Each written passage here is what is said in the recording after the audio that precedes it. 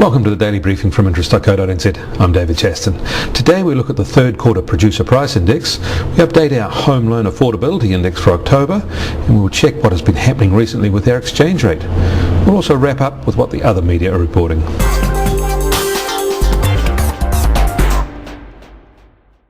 Producer input costs rose half as fast again as producer output prices in the September quarter, according to the PPI data released by Statistics New Zealand today. This reversed a trend we saw earlier in the year and will bite sharply into firms' profitability unless relieved soon. Higher prices may be the result. But most of the big movers in these index relate to dairying. We have seen these higher prices move through into the food price data we reviewed yesterday.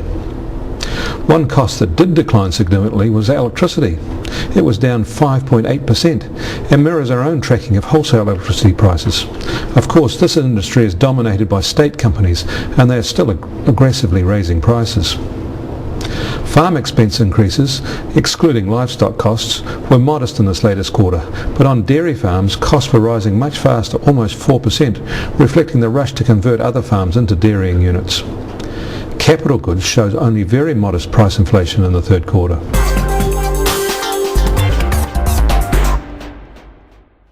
Our October Home Loan Affordability Index is now available on this website, and it shows that affordability is not getting any better, either for most buyers or for first home buyers. True, it's not getting any worse either, but after reaching terrible levels about April or May, it has plateaued from there at very unaffordable levels. It still takes 80% of one medium take-home pay to afford a mortgage payment on a medium-priced house purchased in October. And there does not seem to be any respite in store either. House prices may be stable or declining slightly in most markets, but interest rates are still rising, and incomes are just not rising fast enough to make any significant change.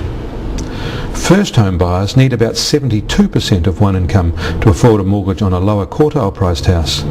But these buyers are still facing stiff competition from regular buyers who have median incomes, and they have about a 15% advantage.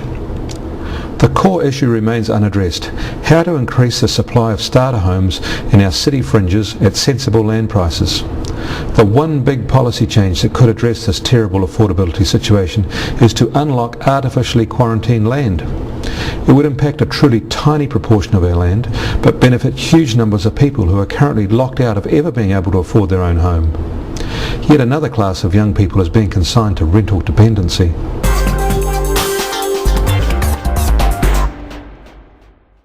Remember when many of us worried about a 70 US cent dollar? We did. We thought it would radically change New Zealand's place in the world. But that hasn't happened. Not yet anyway. In fact, we're living with a new reality, which is closer to 80 US cents than 70. We're living with it very well. And the reason is that the Kiwi dollar did not really rise. It was the US dollar that has been in retreat. Versus the rest of the world, our currency has been much more stable. In fact, against our biggest trading partner, Australia, we've depreciated quite a bit, making us a better place for them to source some of their manufactured goods. A change of government in Australia will be good for us also. No doubt they will retreat into a more rigid industrial relations framework, and that will mean more outsourcing by them to New Zealand, among others. And we will benefit from that.